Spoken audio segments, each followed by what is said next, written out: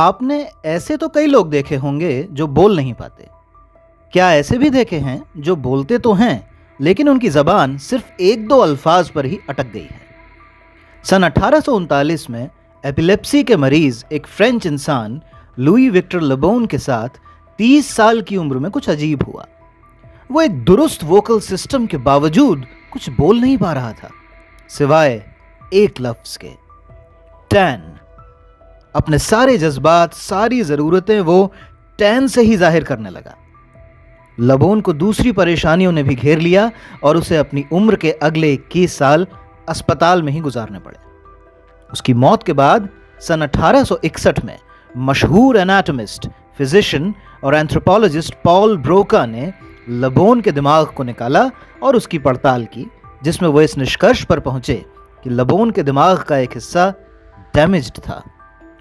तब यह पता चला कि इंसानी दिमाग का यह हिस्सा भाषा से जुड़ा है, जिसे आज हम पॉल ब्रोका के नाम पर ब्रोकाज एरिया के नाम से जानते हैं। लेकिन एक पहेली अभी अनसुलझी थी, आखिर टैन ही क्यों? कोई और शब्द क्यों नहीं? क्या यह दिमाग और मांसपेशियों का बिगड़ा हुआ समन्वय ही था जिससे लेबोन सिर्फ ट और न ही बोल पा रहा था? नहीं, बात कुछ और थी। पॉल ब्रोका ने लेबोन का परिवार ढूंढकर उसके रिश्तेदारों का इंटरव्यू लिया और पाया कि लेबोन का जन्म मोखे सोलुआ में हुआ था। कस्बे में कई चमड़े के कारखाने थे। चमड़े के कारखाने को फ्रेंच में टैनगी यानी इंग्लिश में टैनरी बोलते हैं। पेशे से लेबोन शू मेकिंग इंडस्ट्री में एक आर्टिस्ट था जो जूतों को आकार देता था। टैनरी से लेबोन का लगातार पाला पड़ता होगा और बाद में उसकी जबान सिर्फ टैन पर अटक जाने की ये एक वजह हो सकती थी। 19वीं सदी में ऐसी न्यूरोलॉजिकल या साइकोलॉजिकल केस स्टडीज की भरमार थी। ये सिर्फ एक वैज्ञानिक दस्तावेज नहीं थी, इनमें इंसान की जिंदगी की गहरी पड़ताल थी जो आम लोगों को भी अपनी तरफ खींच रही थी। ये कहानियों से कम रोचक नहीं थी। उस वक्त इन्हें कहा गया क्लिनिकल टेल्स। सिगमंड फ्रॉइड के साइको एनालिटिक एक्सपेरिमेंट्स भी इसी दौर में शुरू हुए, जो आम लोगों के बीच में बड़े मशहूर हुए।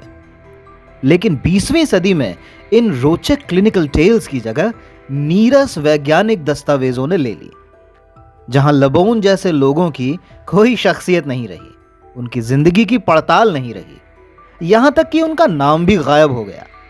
अब वो सिर्फ सब्जेक्ट्स रह गए। इंसानी जिंदगी की समझ की जरूरत महसूस होने पर क्लिनिकल टेल्स ने दोबारा जन्म लिया। सोवियत न्यूरोसाइकोलॉजिस्ट अलेक्जेंडर ल्यूरिया की किताबें द माइंड ऑफ अ निमोनिस्ट और the man with a shattered world इन्हीं क्लिनिकल टेल्स की कड़ी का अहम हिस्सा हैं। अलेक्जेंडर ल्यूरिया ने अनुभव और भावनाओं को वैज्ञानिक पड़ताल में शामिल करने पर जोर दिया था। ल्यूरिया ने रोमांटिक साइंस की बात की, जहां न्यूरोलॉजिकल या साइकोलॉजिकल रोगों से जूझ रहे लोगों के लिए फैक्ट और फेबल में कोई फर्क नहीं रह जाता। तो आइए चलते हैं इंसानी दिमाग की अनोखी दुनिया में ब्रिटिश न्यूरोलॉजिस्ट ओलिवर सैक्स की किताब के जरिए, जिसका नाम है the man who mistook his wife for a hat.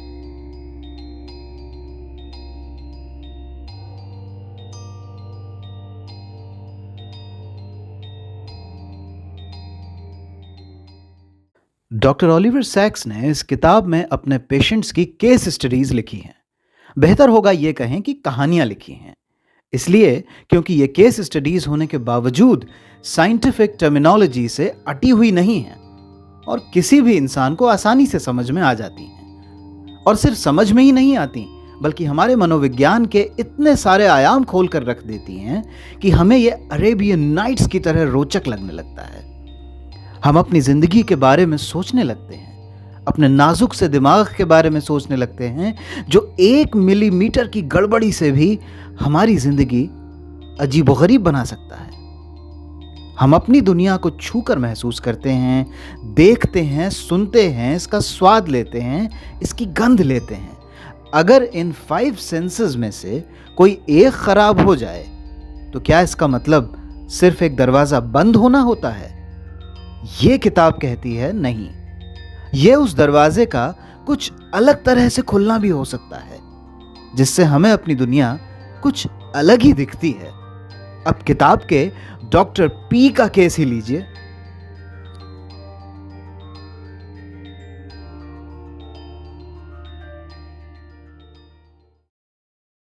Doctor P के साथ पिछले दिनों कुछ अजीब घट रहा है। डॉक्टर पी एक म्यूजिक के प्रोफेसर हैं। वो अपनी क्लास में जब पढ़ा रहे होते हैं तो कुछ स्टूडेंट्स का चेहरा नहीं पहचान पा रहे हैं। लेकिन नहीं, ये याददाश्त के खोने जैसा नहीं है, ये थोड़ा विचित्र है। जब वो स्टूडेंट थोड़ा सा भी हिलता डुलता है या जरा सा बोलना शुरू करता है तो तुरंत पहचान जाते हैं।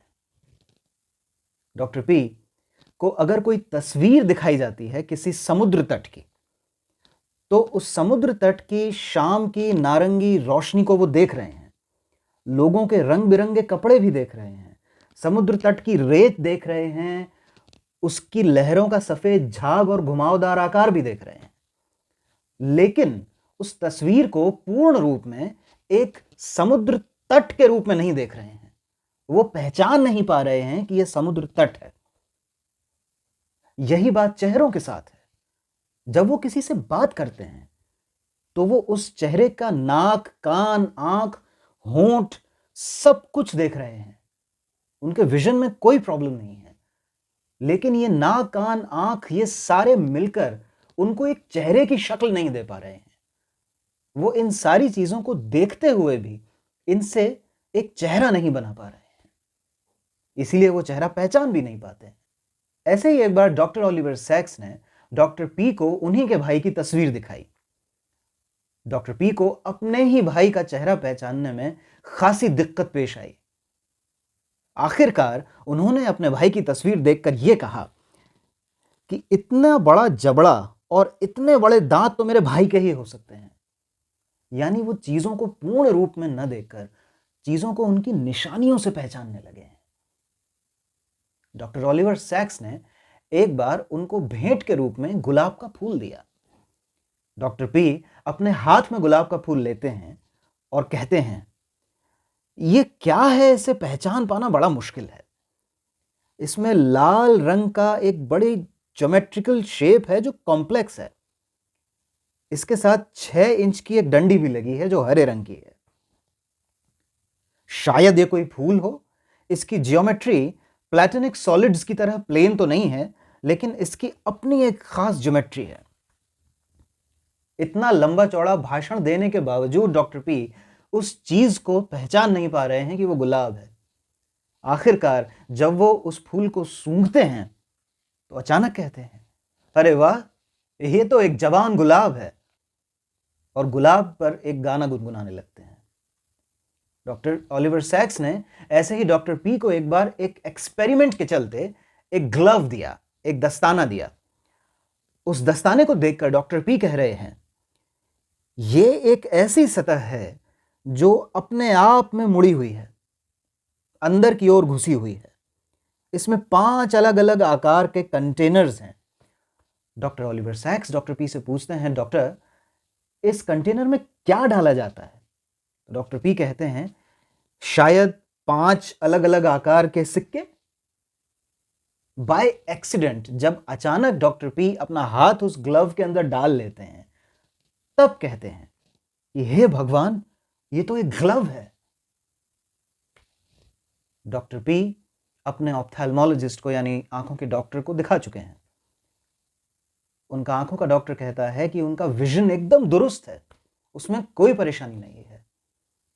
असल में परेशानी है डॉक्टर पी के देखने से जुड़े दिमाग के हिस्से में, जहां वो चीजों को पूर्ण रूप में देखने के बजाय सिर्फ चीजों की निशानियां देख रहे हैं, ठीक एक एब्स्ट्रैक्ट पेंटिंग की तरह।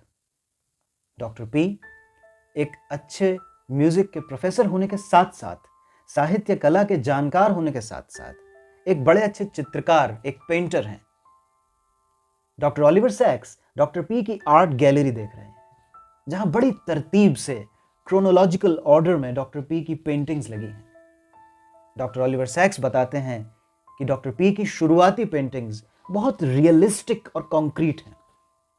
धीरे धीरे वो क्यूबिज्म, एब्स्ट्रैक्शनिज्म की तरफ बढ़ रही हैं और उनकी कुछ सबसे नई पेंटिंग्स सिर्फ इधर उधर खिंची बेतरतीब लकीरें हैं और कुछ नहीं।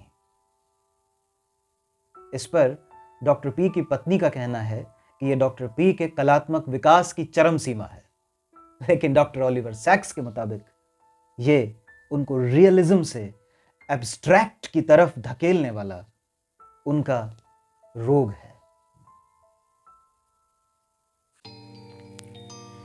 डॉक्टर पी के विजुअल सेंस का दरवाज़ा कुछ अलग तरह से खुल गया था, लेकिन कभी कभी एक दरवाज़ा बंद होता है तो दिमाग को सांस लेने के लिए एक नई खिड़की खोलनी पड़ती है, जो एक इंसान की ताकत, उसकी सुपर पावर बन जाती है। एक मनोरोग संस्थान के अफेजिया वार्ड में टीवी पर राष्ट्रपति का भाषण चल रहा था। अफेजिया यानी भाषा पर असर डालने वाला रोग, जिसमें इंसान भाषा समझने की और व्यक्त करने की शक्ति खो देता है। बाकी सब कुछ एकदम दुरुस्त होता है। डॉक्टर ओलिवर सैक्स लिखते हैं कि इस अफेजिया वार्ड में कुछ अजीब हुआ। अफेजिया से ग्रस्त सारे दर्शक राष्ट्रपति का भाषण देखकर जोर जोर से हंसने लगे। यह अद्भुत था। ये दर्शक पागल नहीं थे, फिर ऐसा बर्ताव क्यों? डॉक्टर ओलिवर सैक्स लिखते हैं कि भाषा में सिर्फ शब्द नहीं होते, उसमें एक टोन होती है, जिसमें व्यक्त करने की ऐसी क्षमता है जो शब्दों से परे है। और इसी टोन की समझ अफेजिया के रोगियों में बची रह जाती है।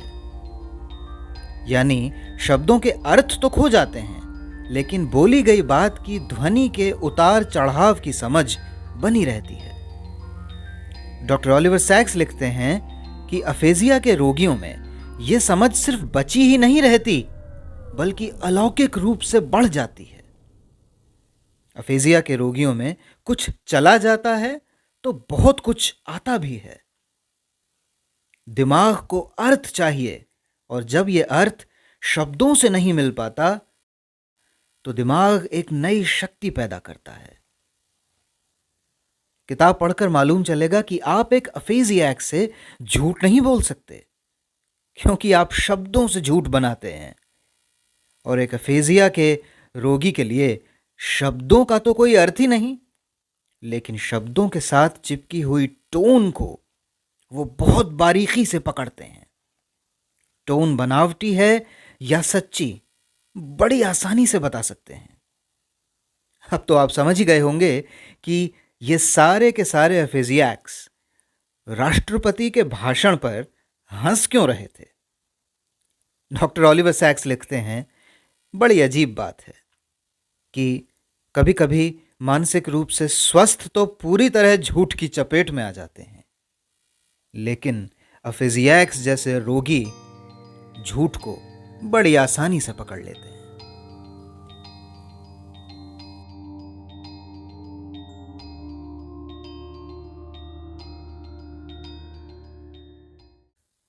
अब ये तो हुई उन सेंसेस की बात जिन पर हम गौर करते हैं। देखना, सुनना, स्वाद लेना। एक सेंस ऐसा भी है जिससे हम दिन भर काम लेते हैं, लेकिन उस पर गौर नहीं करते। अब जैसे अगर मैं अपनी आंखें बंद करूं तो भी मुझे मालूम है कि मेरे हाथ पैर हैं कहां। अगर मेरे बदन में कोई हलचल हो तो मुझे मालूम होगा कि मेरा दायां हाथ मेरे बाईं ओर है, बिना देखे, क्योंकि मेरी मांसपेशियां मेरे दिमाग को यह संदेश भेज रही हैं कि यह हाथ है कहां। इसे कहते हैं प्रोप्रियोसेप्शन। अब अगर किसी का प्रोप्रियोसेप्शन ही गड़बड़ा जाए तो क्या हो? डॉक्टर ओलिवर सैक्स अपनी किताब में एक ऐसी ही मरीज का जिक्र करते हैं। 27 साल की कैथरीन पेशे से एक कंप्यूटर प्रोग्रामर है। बहुत ब्राइट है, इंटेलिजेंट है, मैच्योर है, लेकिन बस उसका प्रोप्रियोसेप्शन धीरे धीरे खत्म होता जा रहा है। कभी कभी वो एक ऐसे पोस्चर में बैठी होती है कि उसके हाथ पैर सब इधर उधर बिखरे पड़े हैं, क्योंकि उसके दिमाग को ये मालूम ही नहीं कि हाथ पैर हैं भी। ये कैथरीन के लिए बहुत परेशानी का सबब है, क्योंकि उसे अगर अपने हाथ से, पैर से, शरीर के किसी भी अंग से कोई काम लेना है तो पहले उसे उस अंग को देखना पड़ेगा। ताकि आंखें दिमाग तक ये संदेश पहुंचा सकें कि हाथ हैं, पैर हैं। अब जैसे उसको अगर कोई चीज एक जगह से दूसरी जगह उठाकर रखनी है तो पहले कैथरीन को अपने हाथ देखने पड़ेंगे।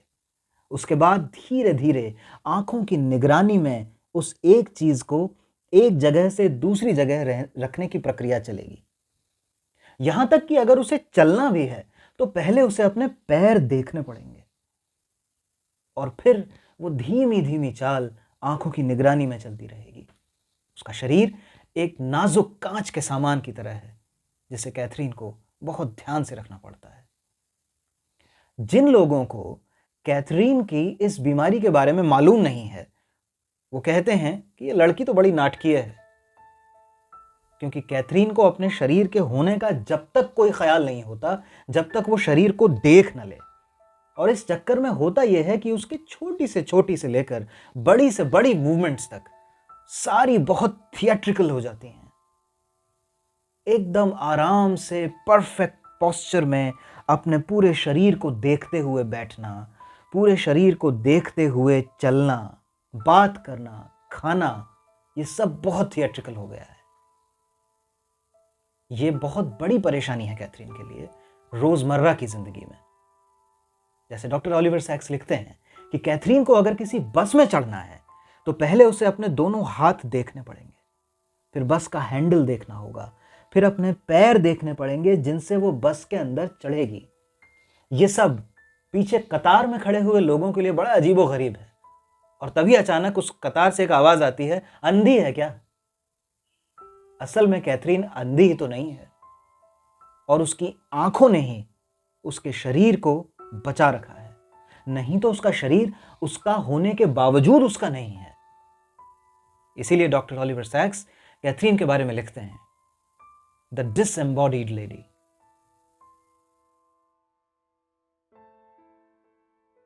ये किताब इस लिहाज से बड़ी दिलचस्प है कि इसके दो भाग हैं, जिसमें से पहला भाग विज्ञान की बात बिल्कुल नहीं करता। वो दिमागी मरीज के अनुभवों की बात करता है, उसके जिंदगी के उतार चढ़ाव की बात करता है, उसकी पसंद नापसंद, उसकी भावनाओं की बात करता है। इससे होता यह है कि पाठक अपने आप को उस मरीज के काफी करीब पाता है। दूसरे भाग में वैज्ञानिक बातें होती हैं, जहां डॉक्टर ऑलिवर सैक्स दिमागी बीमारी को दिमाग के एक विशेष हिस्से की गड़बड़ी से जोड़कर देखते हैं। अब जैसे फर्ज कीजिए अगर भाषा समझने में या बोलने में, व्यक्त करने में कोई परेशानी है तो शायद उसका संबंध दिमाग के ब्रोकाज एरिया से हो, या फिर अगर चीजों को पहचानने में या याददाश्त में कोई परेशानी है तो उसका मतलब यह हुआ कि दिमाग के उन हिस्सों में गड़बड़ी है जहां पर शॉर्ट टर्म और लॉन्ग टर्म मेमोरी होती है। अभी तक ये किताब पढ़कर ऐसा लग रहा था कि माइंड और मैटर की जंग में मैटर ही माइंड पर हावी हो रहा है। ऐसा लग रहा था कि जैसे हमारी भावनाओं की, हमारे फ्री विल की कोई जगह ही नहीं है, उसका कोई स्वतंत्र अस्तित्व है ही नहीं। लेकिन फिर कहानी सामने आई मिसेस ओसी की। 88 साल की मिसेस ओसी एक दिन रात में हड़बड़ाकर उठती हैं। उनको कुछ आयरिश गाने सुनाई दे रहे हैं, बहुत पुराने। जब वो उठती हैं तो घर के सारे रेडियो चेक करती हैं कि कहीं कोई रेडियो ऑन तो नहीं है। रेडियो बंद है, और अगर ऑन है भी तो बाकी लोग गहरी नींद में क्यों सो रहे हैं। आखिरकार सुबह होती है और सुबह भी वही पुराने आयरिश गाने मिसेस ओसी के कानों में बज रहे हैं। मिसेस ओसी अपने काम करती जा रही हैं और बैकग्राउंड में उनके कानों में वो लगातार गाने बज रहे हैं। मिसेस ओसी अपने कानों के डॉक्टर के पास जाती है। वो डॉक्टर उन्हें बताता है कि उनके कानों में कोई दिक्कत नहीं है। आखिरकार वो थक हार कर डॉक्टर ऑलिवर सैक्स के पास जाती हैं, जो उनका ब्रेन स्कैन करते हैं।